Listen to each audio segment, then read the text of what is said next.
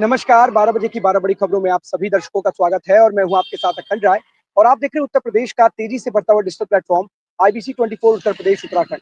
12 बजे की महत्वपूर्ण खबरों की शुरुआत करते हैं। आपको बता दें, पूरे देश में आज छठ का पर्व पूरे धूमधाम के साथ मनाया जा रहा है और आज जो कई सारी महिलाएं हैं जो छठ की व्रती हैं, आज वो व्रत रखेंगे और कल सूर्य को अर्घ देने के बाद ये व्रत समाप्त होगा। तो कहीं ना कहीं छठ पर्व पर पूरा देश हर्षोल्लास के साथ मनाया जा रहा है। और यही नहीं, इस देश में भी विदेश में भी जो लोग भी छठ का त्योहार खुशी के साथ मनाते हैं, वो भी इस छठ के त्योहार को जहां पर भी है, चाहे वो विदेश में ही क्यों ना हो, वहां पर भी रह करके इस त्योहार को मना रहे हैं। और लखनऊ में अगर बात करें तो लखनऊ में लक्ष्मण मेला मैदान पर तमाम तरीके के इंतजाम किए गए हैं, जहां पर जो छठ व्रती है वो आकर के यहाँ पर छठ के इस पावन पर्व पर आराम से आकर के पूजा अर्चना कर सके। और इसके लिए भोजपुरी समाज के साथ साथ उत्तर प्रदेश सरकार और लखनऊ का जो प्रशासन है वो पूरी तरीके से अलर्ट मोड पर है। और मुख्यमंत्री योगी आदित्यनाथ भी वहां पर जाएंगे और वहां जाकर के छठ पर्व पे जो भी वहां पर जो माताएं बहनें वहां पर आई हैं इस पर्व को मनाने के लिए, उनको भी वहां पर पहुंच करके संबोधित करेंगे। तो कहीं ना कहीं पूरे देश में आज छठ का त्योहार मनाया जाएगा और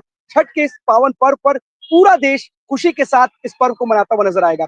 एक खबर और राजधानी लखनऊ से है जो महत्वपूर्ण है। आलमबाग के रेलवे अस्पताल में आज तड़के आग लग गई, जिससे अफरा तफरी का माहौल पैदा हो गया। और जिस वक्त ये आग लगी थी वहां पर बड़ी तादाद में मरीज वहां पर अपना इलाज करा रहे थे, लेकिन गनीमत यही रही कि कोई भी जनहानि नहीं हुई है। सबसे बड़ी बात है कि 10 मिनट के भीतर वहां पर दमकल की गाड़ियां पहुंच गई और 1 घंटे के भीतर उस अस्पताल में जो जहां पर आग लगी थी, शॉर्ट सर्किट वजह बताई जा रही है, उस पर काबू पा लिया गया था।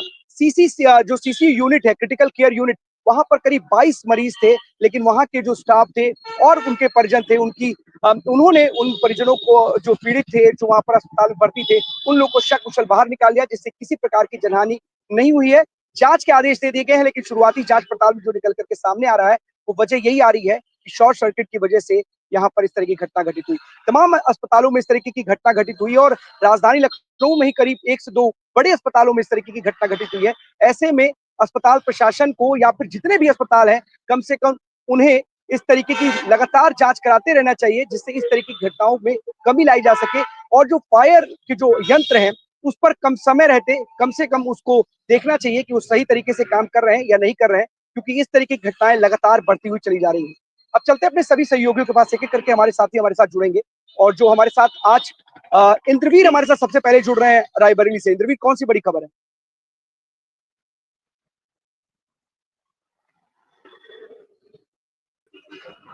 देखिए अखंड, जैसा आपने बताया कि दीपावली के पर्व अभी जस्ट खत्म हुआ है और दीपावली खत्म होने के साथ साथ अब जो है अगर बात करें देश में और प्रदेश में, तो दो ही खबरों पे ज्यादा जो है ज्यादातर ध्यान है। एक बिहार चुनाव और दूसरा अगर बात करें वहीं पे, तो बिहार चुनाव के साथ साथ बिहारियों का ज्यादातर ये बड़ा पर्व है, वह है तो पूरे हिंदुस्तान का छठ पूजा। और छठ पूजा को लेकर के तैयारियां कल, यानी जो कल बीता संडे, संडे से ही ये व्रत 3 दिन का निराजल व्रत चालू हो जाता है, खाना खाने के बाद रात से संडे की। अब ये 3 दिन तक लगातार चलेगा, क्योंकि सुबह शाम अर्घ देना और तमाम तरीके की अपनी जो पुरानी पद्धतियां हैं उनके हिसाब से इस त्योहार को मनाया जाता है।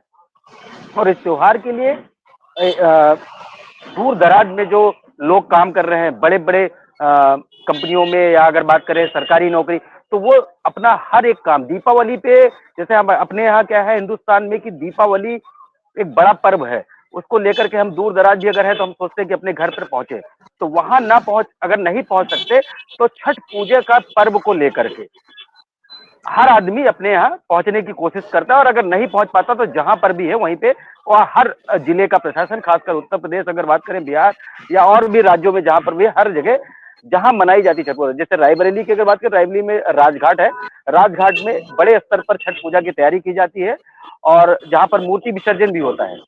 और वहीं पे चूंकि सई नदी है और तमाम ऐसी जो महिलाएं हैं जो अपने यहाँ नहीं पहुंच पाते, या जो लोग स्थानीय लोग हैं वो भी जो छठ पूजा मनाते हैं, वो वहां जाकर के छठ पूजा को 3 दिन लगातार मनाते हैं। और इस पे शासन प्रशासन लगातार मॉनिटरिंग, क्योंकि भीड़ भी होती है, मेला भी लगता है, तो उसको लेकर के जिस तरीके से छठ पूजा की तैयारियां उत्तर प्रदेश शासन और हर जिले में जो लोग मनाते हैं उसको लेकर शासन अलर्ट पे है कि कहीं से कई ऐसी चीजें ना हो, क्योंकि पिछली बार ही छठ पूजा पे कुछ ऐसी भगदड़ मच गई थी नई दिल्ली रेलवे स्टेशन पे। उसको लेकर के हर जगह अलर्ट मोड पे है। ज्यादा भीड़ भाड़ वाले रेलवे स्टेशन हो, बस स्टैंड हो, हर जगह सुव्यवस्थित सुनिश्चित की गई है। हर एक अधिकारी को लगाया गया है, टीम लगाई गई है कि किसी तरीके कोई भगदड़ ना हो, कोई ऐसी अफवाहें ना फैलाएं, और छठ पूजा का जो त्योहार है वो संपन्न अच्छे से कराया जाए, उसको लेकर के हर जिले का शासन प्रशासन अलर्ट है। जी अखंड। बिल्कुल इंद्रवीर, क्योंकि जिस तरीके से लगातार 3 दिनों से ये पर्व चला आ रहा है और आज शाम को भी सूर्य भगवान को अर्घ दिया जाएगा और कल सूर्य उदय के साथ ये पूरा का पूरा जो व्रत है, ये त्योहार, ये पर्व है, ये खत्म हो जाएगा। तो कहीं ना कहीं लगातार जो व्रती हैं, जो लगातार व्रत रख रहे हैं, उनके लिए एक बड़ा दिन होता है। और छठ पर्व एक ऐसा पर्व है जो न सिर्फ उत्तर प्रदेश और बिहार तक सीमित है, बल्कि कई राज्यों में अब ये व्रत लगातार एक के बाद एक लोग करते चले आ रहे हैं। और कहीं ना कहीं अगर दिल्ली में बात की जाए, दिल्ली में बात की जाए, बिहार में बात की जाए, उत्तर प्रदेश में बात की जाए, तो बड़ी तादाद में यहाँ पर लोग छठ का व्रत रखते हैं। इसलिए तमाम इंतजाम सरकार की तरफ से यहाँ पर किए जाते हैं और सभी व्रतियों को किसी प्रकार की परेशानी ना हो, इसका खास ध्यान रखा जाता है। बहुत बहुत धन्यवाद आपका इस तमाम जानकारी के लिए इंद्रवीर। आदर्श हमारे साथ हरदोई से जुड़े हैं। आदर्श, कौन सी बड़ी खबर है?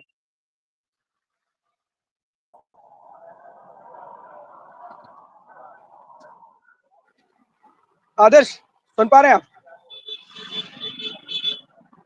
अदर से फिर से कनेक्ट होंगे, लेकिन जिस तरीके से इंद्रवीर बता रहे थे और पूरे देश में जिस तरीके का ये पर्व है, बिहार से शुरू हुआ था। लोग कहते हैं कि बिहार में बहुत ज्यादा बड़ी तादाद में लोग रखते थे, लेकिन अब ये कल्चर जो है, जो बिहार से निकला था, उत्तर प्रदेश में निकला था, अब ये जगह जगह देश प्रदेश के हर एक कोने में पहुंच गया। और न सिर्फ उत्तर प्रदेश और बिहार से जुड़े हुए लोग इस व्रत को मनाते हैं, बल्कि तमाम ऐसे लोग भी हैं जिन्होंने इस पावन पर्व की महिमा को समझा है, सूर्योदय की इस महिमा को समझा है। और जिस तरीके से लगातार बढ़ती जा रही है कि सरकार को सिर्फ वहां पर व्यवस्था करानी पड़ती है, अब इसको देखते हुए छुट्टी का भी ऐलान करना पड़ता है। तो समय अनुसार, जिले के अनुसार यहाँ पर छुट्टी भी की जाती है। जैसे कि लखनऊ में कल छुट्टी है, बलिया में 27 तारीख को है, आज के दिन है। तो ऐसी जगह जगह पर छुट्टी का ऐलान किया जाता है। इंद्र भी कुछ कहना चाह रहे हैं, बताइए आप। देखिए, अगर मैं कहना ये चाह रहा हूँ कि जैसे आपने कहा कि छठ पूजा और खासकर बिहार, मैंने एक चर्चा करी थी तो अभी स्टार्टिंग में, तो इस समय दो ही चीज की है, दीपावली, छठ पूजा और बिहार चुनाव। तो बिहार चुनाव पे भी अब जिस तरीके से चूंकि बहुत ज्यादा दिन नहीं रह गए, पहला फेज 6 को है और फिर 11 को है और 14 को रिजल्ट आना है। तो महज अगर बात करें चुनाव होने में महज एक हफ्ता रह गया। आज 27 तारीख है। तो अब जिस तरीके से सरगर्मियां तेज हो रही हैं और बिहार में उठा पटक जवान की चल रही है, और ज्यादातर जो चर्चा है वो नचनिया की ज्यादा चर्चा हो रही है वहां पे। तो इस तरीके की राजनीति अब एक अपने अलग मुकाम पे है, और बिहार की चुनाव की सरगर्मियां जो है वो एकदम चरम सीमा पे है। जिस तरीके से अब जवान की उठापटक होना शुरू हो गई, ये बड़ा अच्छा है। लेकिन अगर मैं बात करूं भविष्यकर्ताओं की, भविष्यवाणियों की, तो कहीं ना कहीं बिहार चुनाव को लेकर के भविष्यकर्ताओं ने भविष्यवाणी शुरू कर दी है कि एनडीए की सरकार आएगी, या फिर अगर बात करें प्रशांत किशोर अच्छा काम करे उनकी आएगी। खैर, ये आने वाला 14 नवंबर बताएगा। तो इस तरीके से सरगर्मियां तेज है। जी बिल्कुल, अब ये तो 14 तारीख को तय हो जाएगा। 6 और 11 तारीख की तो वहां पर दो फेज में वोटिंग है। उसके बाद 14 तारीख को ऐलान हो जाएगा और घोषणा हो जाएगी कौन विजय प्राप्त करता है। बहुत सारे लोग हैं, बहुत सारे गुरु हैं जो अपने अपने तमाम दावे करते हैं। बहुत सारे अभी सर्वेस भी आएंगे, एग्जिट पोल आएंगे, वो किसी की जीत का दावा करेंगे। लेकिन क्या निकल करके सामने आएगा वो 14 तारीख को पता चलेगा। फिलहाल शब्दों के बाढ़ जो है लगातार एक दूसरे पर चल रहे हैं और कहीं ना कहीं जो विरोधी हैं, तंज पे कह लीजिए या किसी तरीके के कटाक्ष के रूप में कह लीजिए, एक दूसरे पर जरूर करते हुए नजर आ रहे हैं। और सभी लोग एक दूसरे को अपने अंदाज में कहीं ना कहीं बिहार चुनाव में अपने आप को मजबूत बताते हुए नजर आ रहे हैं। बहुत बहुत धन्यवाद आपका तमाम जानकारी के लिए इंद्रजीत। आदर्श हमारे साथ जुड़े हुए हैं हरदोई से। आदर्श, कौन सी बड़ी खबर? देखिए, अगर आज हम बताना चाहेंगे हम हरदोई जनपद के सांडी कस्बा के गांव सुदरीपुर में खड़े हैं। यहाँ आज देर रात को चोरी हुई है। इनमें 80,000 के आसपास कैश बताया जा रहा है और यहाँ पर जो ज्वेलरी वो भी लाखों एक करोड़ में बताई जा रही है। हम आज उस घर में खड़े हैं जिस घर में चोरों ने देर रात इस घर को निशाना बनाया है। हमारे ये सामने जो देखिए, ये सामने आप देख सकते हैं सामान फैला पड़ा है, ये चोरों ने फैलाया है। यहाँ पर पुलिस जो है छानबीन भी कर गई है, लेकिन अभी तो फोरेंसिक टीम नहीं यहाँ पर आई है। अब जैसा कि उन्होंने बताया, जबकि यहाँ फोरेंसिक टीम आती है, यहाँ पे जांच करती और एक एक पहलुओं पर जांच करती, लेकिन और यहाँ पुलिस कर्मी सिर्फ अपना जो है नियम फॉलो कर रही है खाली बस, और पल्ला झाड़ने का जरूर प्रयास कर रही है। और यहाँ पर देखिए सब खड़े हैं, और जिनके घर पे उनसे पूछा एक कि किसकी क्या घटना है। एक मिनट आ जाओ, क्या नाम है आपका? हमारा विक्रम सिंह। क्या कैसे क्या घटना हुई मतलब? घटना आप सर छोड़ दो। देर रात घटना हुई है, लेकिन हम तो बाहर के रहने वाला है, लेकिन जी पता चला है तो वही मुताबिक बता रहे हैं आपको। जी तो देर रात घटना हुई है, यहाँ कम से कम 6 लेडीजों का हाल इकट्ठा हुआ था यहाँ पे। जी वहाँ पे चोरी हुआ है, जी। और जो भी पैसा और भी था वो भी सब लेके चोर यहाँ से लेके गए।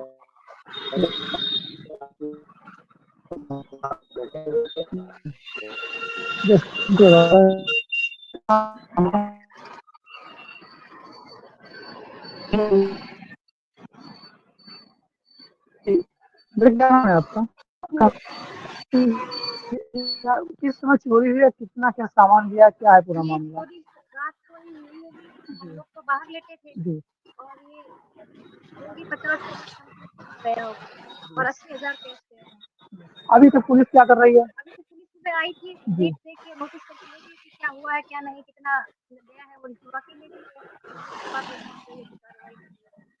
अभी तक हम यहाँ पर कोई कार्रवाई नहीं की गई है, जबकि ये करीब हमारे लगभग 8-10 घंटे बीत चुके हैं, और ये सामान भी से फैला पड़ा है, और न तो यहाँ पर भी कोई फोरेंसिक टीम आई है, और किसी भी दिन का भी कोई जांच नहीं की गई। लेकिन हाँ, यहाँ के जो परिजन है थाने पर बैठे हैं, वहाँ पर कागजी कार्रवाई जरूर चल रही है। जी अखंड।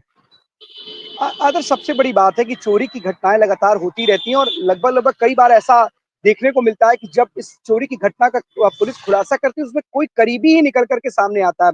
फिलहाल जैसी बातें निकल करके सामने आ रही है, जी क्या जी हरदोई में क्या एक ही चोरी की घटना जो घटना हुई है, या फिर लगातार इस तरह की घटनाएं होती हुई दिखाई दे रही है? पुलिस कार्रवाई करती है लेकिन उसको समय लग जाता है, क्योंकि आप पिछली बार भी एक चोरी की घटना को आप बता रहे थे कि हुई थी, क्या उसका खुलासा पुलिस ने किया था?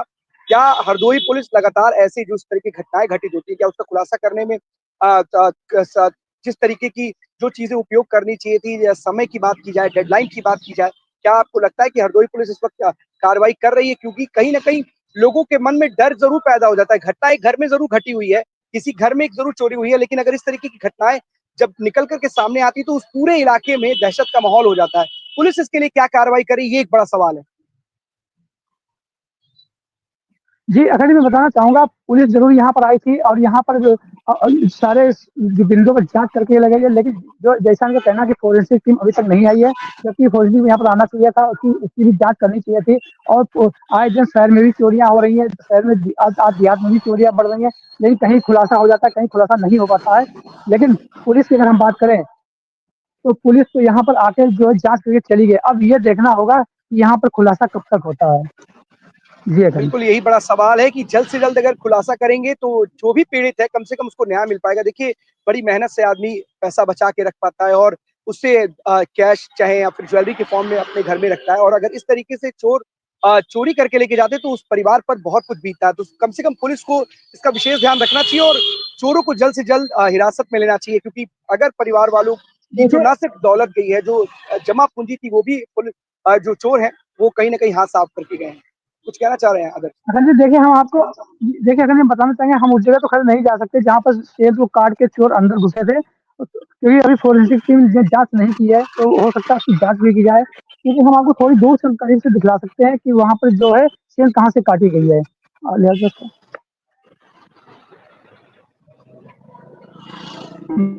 जो-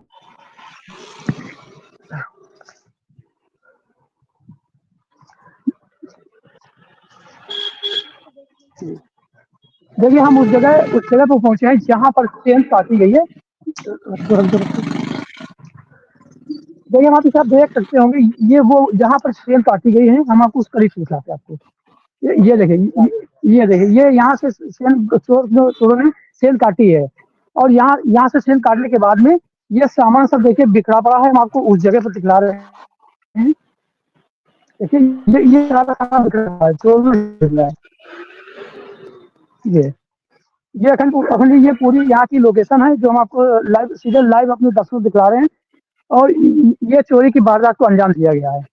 लेकिन अभी तक पुलिस ने खुलासा देखिए, इसका नहीं किया है। जो अभी रास्ते में आ रहा देखिए तो एक पुलिस दुकान पुलिस अपना पे काम कर रही होगी, लेकिन बहुत जल्द होगा। पुलिस पे कोई भी सवाल खड़े जी, करना, पुलिस को भी टाइम लगता है और कहीं न कहीं जी, हरदोई पुलिस इसको जी, लेकर जी, के जी, ज़रूर कहीं न कहीं चौकन्नी होगी और तलाश ज़रूर करेगी। लेकिन कुछ समय ज़रूर मिलना चाहिए, लेकिन इतना ज़रूर है कि अगर इस तरीके से चोर दीवार काट करके घर के अंदर रखा हुआ सामान लेकर के चले जाते हैं, तो बहुत सारी बातें उठती हैं। ना सिर्फ लोग में असुरक्षा का भाव पैदा होता है कि किसके भरोसे वो अपना घर छोड़ कर के जाएँ।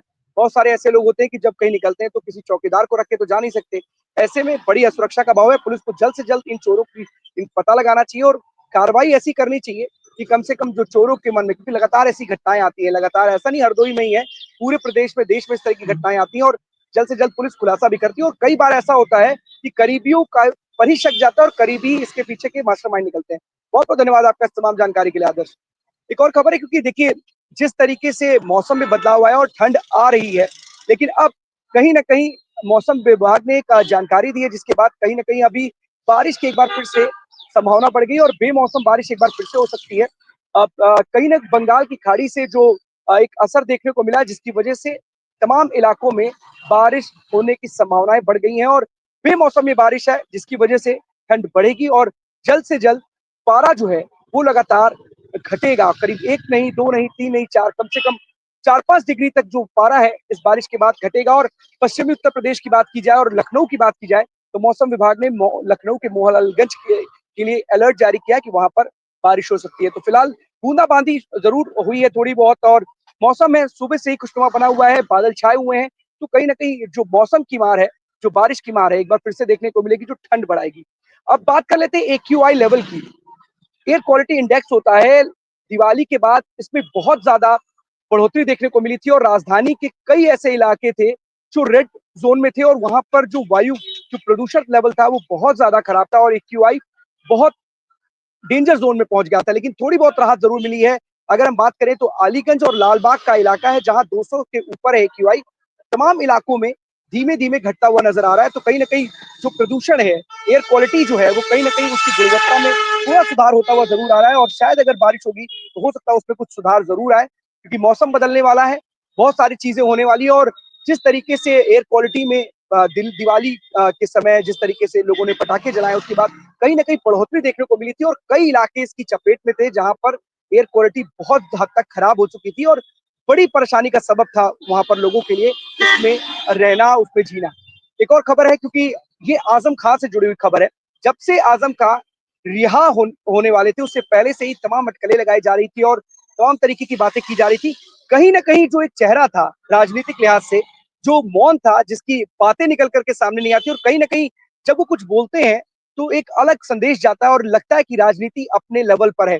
इसी तरीके का एक फिर से उनका एक बयान आया है, क्योंकि जो कांग्रेस नेता है कपिल सिब्बल, उन्होंने एक इंटरव्यू किया है आज़म खां का, जिसपे उन्होंने एनकाउंटर का डर होने की बात की है। उन्होंने साफ तौर पर बताया था कि एक समय रात में जब वो जेल में थे, अपने बेटे के साथ थे, जब उनकी जेल बदली जानी थी, तो 3 बजे उनको उठाया गया और उनके बेटे को उठाया गया, तो उनके मन में शंका पैदा हुई कि कहीं ऐसा तो नहीं कि उनका ये एनकाउंटर है और इसी को लेकर के उन्होंने बेबाकी से कपिल सिब्बल के साथ ये बात रखी है। उन्होंने कहा कि हमें ऐसा लगा कि शायद ये हमारी आखिरी मुलाकात होगी अपने बेटे के साथ। तो उन्होंने बोला कि अगर यहाँ नहीं मिलेंगे तो ऊपर मिलेंगे, लेकिन गनीमत रही कि दोनों सकुशल हैं और बेटे को लेकर के भी उन्होंने बात की थी, क्योंकि उनकी जेल बदली जानी थी, दूर तक था, तो उन्हें डर सता रहा था। उन्होंने अधिकारियों से पूछा भी कि आखिरकार उनके बेटे को उनके साथ क्यों नहीं लेके जाया जा रहा है। तो उन्होंने बोला कि उनकी जेल बदली जा रही है, लेकिन उनकी सांसें अटक गई थी। उन्हें लग रहा था कि कहीं ऐसा ना हो कि उनके बेटे का एनकाउंटर कर दिया जाए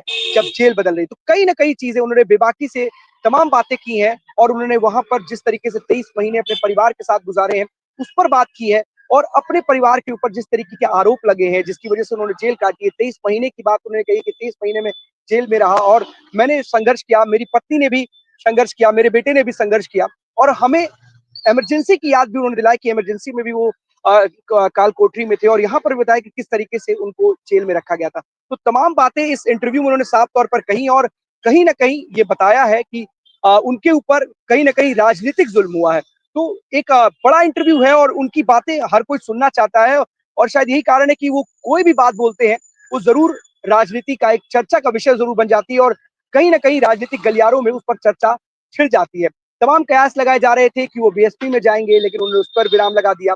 समाजवादी पार्टी के प्रमुख अखिलेश यादव उनके घर पर जाते हैं, मुलाकात करते हैं, लेकिन सवाल यहाँ से उठ खड़े होते हैं कि आखिरकार जब उनकी मुलाकात हुई सपा मुखिया के साथ उनके घर पर, तो केवल उन्होंने अकेले मुलाकात की, उनके परिवार का कोई भी सदस्य नहीं था। साफ तौर पर उन्होंने कहीं न कहीं अंदेशा जताया था और बोला भी था कि जब उनकी पत्नी अकेली थी ईद के मौके पर, तो कोई भी उनसे उनका हाल-चाल लेने नहीं आया था। तो कहीं न कहीं ज़रूर उनके मन में कष्ट है और अब कांग्रेस नेता के साथ उनका एक इंटरव्यू अब जो है, वो कहीं न कहीं सुर्खियाँ बटोर रहा है और तमाम कयास अभी भी लगाए जा रहे हैं कि क्या आजम खां जो समाजवादी पार्टी के कद्दावर नेता है, बड़े नेता हैं, क्या कोई अपना नया ठिकाना चुन सकते हैं? भले उन्होंने बीएसपी में जाने की तमाम अटकलों पर विराम लगाया हो, समाजवादी पार्टी में बतौर नेता वो बने हुए हैं, लेकिन क्या वो अपना एक नया ठिकाना बनाएंगे? क्या वो नया ठिकाना कांग्रेस हो सकती है, बीएसपी हो सकती है? तमाम ऐसी अटकलें लगाई जा रही हैं, लेकिन इस पर वो कहीं न कहीं विराम लगाते हुए नज़र आ रहे हैं और बड़े मंझे हुए खिलाड़ी हैं, कई बार के विधायक हैं, 2 बार के सांसद भी हैं, तो ऐसे में जो भी फैसला लेंगे, सोच समझ के लेंगे और अपने राजनीतिक भविष्य, अपने परिवार के राजनीतिक भविष्य को ध्यान में रख कर ही लेंगे और यही कारण है कि उनका फैसला रामपुर का फैसला होता है और कहीं न कहीं जो उनकी वहाँ के जो सांसद हैं, उसको लेकर के भी उनके में खींचतान चल रही है। उनकी मर्जी के बगैर वहां पर टिकट दिया गया था, शायद यही कारण है कि लखनऊ से तो चले थे, लेकिन वो बरेली में उतर गए रामपुर के सांसद और अखिलेश यादव अकेले पहुंचे थे। वहां पर उन्होंने उनसे मुलाकात की। तो कई दर्द हैं जो इस वक्त वो साझा कर रहे हैं, बता रहे हैं, लेकिन इतना जरूर है कि इस दर्द के पीछे कहीं ना कहीं एक संदेश भी छिपा हुआ है और समय रहते उस संदेश का क्या संदेश निकल करके सामने आएगा, क्या सच में समाजवादी पार्टी के साथ ही अपनी पार्टी या अपनी राजनीति को चलाते रहेंगे आजम खां, या फिर अपने फैसले से सबको एक बार कहीं ना कहीं चौंकाएंगे आजम खां। बड़े नेता हैं और अब जब जेल से छूट करके बाहर आए हैं, तो कहीं ना कहीं उनके ऊपर सभी की निगाहें हैं कि उनका अगला कदम क्या होगा। फिलहाल अभी इस तरीके की कोई सार्वजनिक मंच पर नहीं है, कोई बयानबाजी नहीं है। अखिलेश यादव से उनकी भले मुलाकात हुई है, कई नेताओं से उन्होंने मुलाकात की है, लेकिन इसका ये मतलब नहीं है कि शायद ये वो आजम खां उसी पार्टी में रहें या फिर ना रहें। देखिए अटकलें हैं, अटकलें लगातार लगाई जाती रही हैं। अब उस अटकलों पर विराम तभी लगेगा अगर वो समाजवादी पार्टी में बने रहते हैं। कहते चले आ रहे हैं कि वो समाजवादी पार्टी के सिपाही हैं और सच्चे सिपाही हैं, लेकिन जो वो बातें कर रहे हैं, जो कहीं न कहीं अपने दर्द बयाँ कर रहे हैं और कहीं न कहीं उसके पीछे की जो मंशा है, वो कहीं न कहीं बताती है, बयाँ करती है कि आजम खां कोई फैसला ले सकते हैं आने वाले भविष्य को ध्यान में रखते हुए। और उनके लिए एक सबसे बड़ी बात है कि समाजवादी पार्टी के बड़े नेता है, मुस्लिम चेहरा है और मुस्लिम उनके साथ खड़े होते हैं और जहां वो जाएंगे कहीं ना कहीं वहां पर मुस्लिम जो आबादी है या मुस्लिम वोट बैंक है वो खिसक सकता है। इसलिए समाजवादी पार्टी भी नहीं चाहती है कि वो उनसे नाराज हो और वो कहीं ना कहीं उनका साथ छोड़ करके जाए। तो आजम खां एक बड़ा चेहरा बन चुके हैं। अब देखने वाली बात होगी कि उनकी जो सियासी नाव है वो किस ओर करवट लेती है। अगर बात की जाए बसपा सुप्रीमो मायावती की, तो उनको भी लेकर के कहीं न कहीं तमाम तरीके की बातें निकल कर के सामने आ रही हैं और एक के बाद एक लगातार बैठकें कर रही हैं। कहीं न कहीं जो एक रैली हुई थी, उस रैली ने जो लोगों का या यूँ कहें बसपा का मनोबल बढ़ाया और बसपा सुप्रीमो मायावती का भी मनोबल बढ़ाया और यही कारण है कि अब लगातार बैठकों का दौर जारी है और बीएसपी चाहती है कि 2027 के चुनाव में मजबूती के साथ वो मैदान में रहे, खड़ी रहे और मजबूती के साथ अपने प्रतिद्वंदियों का सामना कर सके। क्योंकि बड़ी बात है, क्योंकि बीएसपी को माना जाता है कि वो फाइट में है ही नहीं। अगर इस वक्त कोई फाइट में है तो समाजवादी पार्टी और बीजेपी, लेकिन बीएसपी मानती है जो रैली हुई है उसके बाद से उसका मनोबल और बढ़ा है। वो कार्यकर्ताओं को लगातार मोटिवेट करने में जुटी हुई है और 2027 के लिए अभी से ही मैदान में छुट जाने की बात करते हुए नजर आ रही है।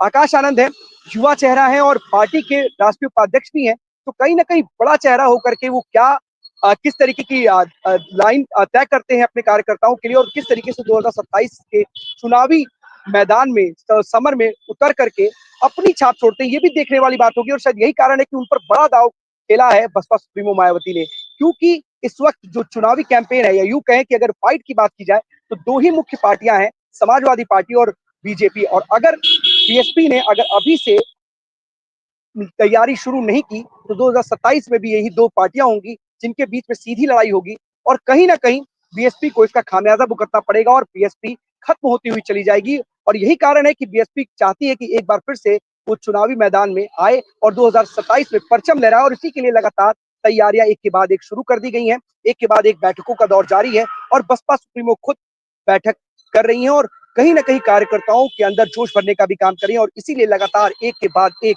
लखनऊ में बैठकों का दौर जारी है। तो कहीं ना कहीं चाहे समाजवादी पार्टी हो या फिर बीजेपी हो या फिर बहुजन समाजवादी पार्टी हो, सभी तैयारियों में जुट गई है और लगातार एक के बाद एक संदेश देने की भी कोशिश कर रही है। बिहार चुनाव के बाद कहीं ना कहीं प्रदेश अध्यक्ष जो बीजेपी का है उसका चुनाव होगा, उसका इलेक्शन होगा, उसका सिलेक्शन होगा। उसके बाद भारतीय जनता पार्टी भी पूरी तरीके से 2027 के चुनावी मैदान में उतर जाएगी, क्योंकि समय बहुत कम है। समाजवादी पार्टी लगातार पीडीए का नारा देकर के आगे बढ़ रही है मैदान में, और उसे उम्मीद है कि वो उसका पीडीए का नारा, जिसने 2024 के लोकसभा चुनाव में एक भारी बढ़त बनाने में अहम योगदान निभाया था, तो कहीं ना कहीं 2027 में उसकी नैया पार करने में एक बहुत बड़ी अहम भूमिका निभाने वाला है। तो 2027 को लेकर के तमाम राजनीतिक दल लगातार एक के बाद एक मैदान में उतरे हैं और लगातार अपने कार्यकर्ताओं में जोश भर रहे हैं। लेकिन बिहार चुनाव के बाद सभी राजनीतिक दल उत्तर प्रदेश की तरफ से विशेष तौर पर ध्यान देने में जुट जाएंगे। तो 12 बजे 12 बड़ी खबरों में आज के लिए बस इतना ही। कल हम आपके सामने फिर से होंगे हाजिर, तब तक के लिए दीजिए हमें इजाजत। धन्यवाद।